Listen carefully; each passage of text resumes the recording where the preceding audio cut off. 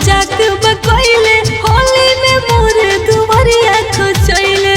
अरे कसम से हम कुछ नहीं खिजाना। अच्छा केकर मजाल मजाक बकैले होली में मोर दुवरिया खोचैले। के अपनाई बहिन हमरे दुवरिया नचैले बा। अरे यार रात भैया अपनाई बहिन हमरे दुवरिया नचैले बा। मन को पगला ला। नचैले बा। और ये प्यास भौजाई ता गाड़ी सुनाव ताड़ी हो। सुनावा सुनावा। अरे तू कुछ सुनावा। ल है सुन। जाना तानी हम भौजी खेलाई के कैले बा। उहे रहे जवन तहरा बहिन के पटैले बा। का ब्यास कुछ नया अंदाज में आवा यार। ल तब है सुन। जाना तानी हम भौजी खेलाई के कैले बा। उहे रहे जवन तहरा बहिन के पटैले बा।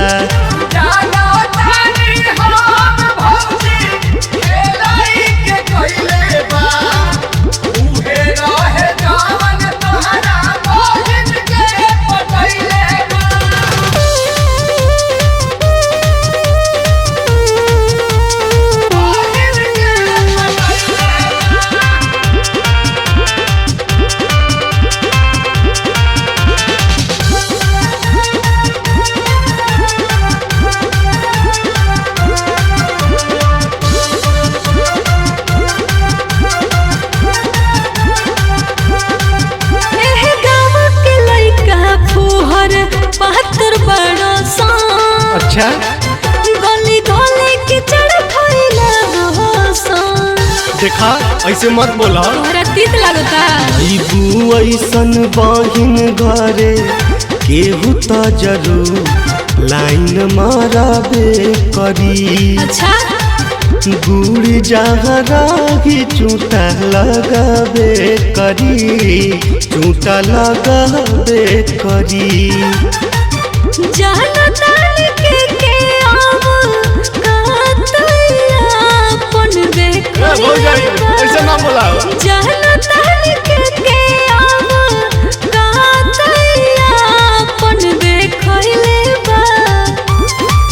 देखैले बा। अच्छा हम बताओ तनी। जाना तानी हम भौजी खिलाई के कैले बा। उहे रहे जवन तोहरा बहिन के पटैले बा। का ब्यास फिर उहे बात कुछ नया हुआ। जाना तानी हम भौजी खेलाई के कैले बा। उहे रहे जवन तहरा बहिन के पटैले बा।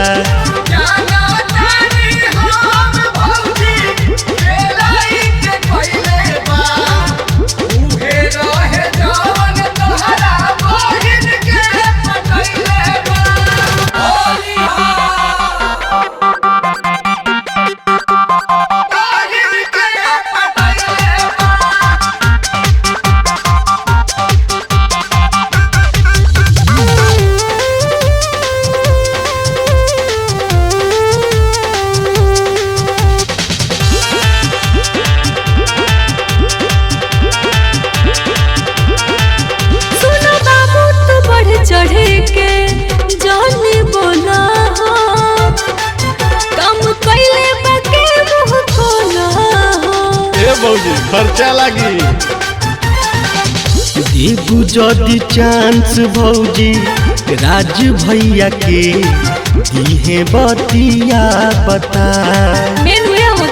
बहिन हमारा से सेटिंग दाना करवा।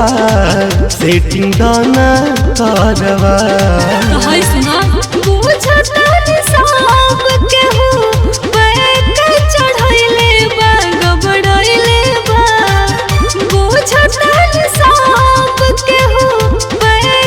चढ़ैले बा गबड़ैले बा।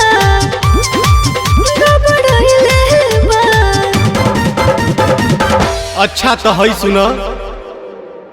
जाना तानी हम भौजी खिलाई के कैले बा, उहे रहे जवन तोहरा बगिन के पटैले बा।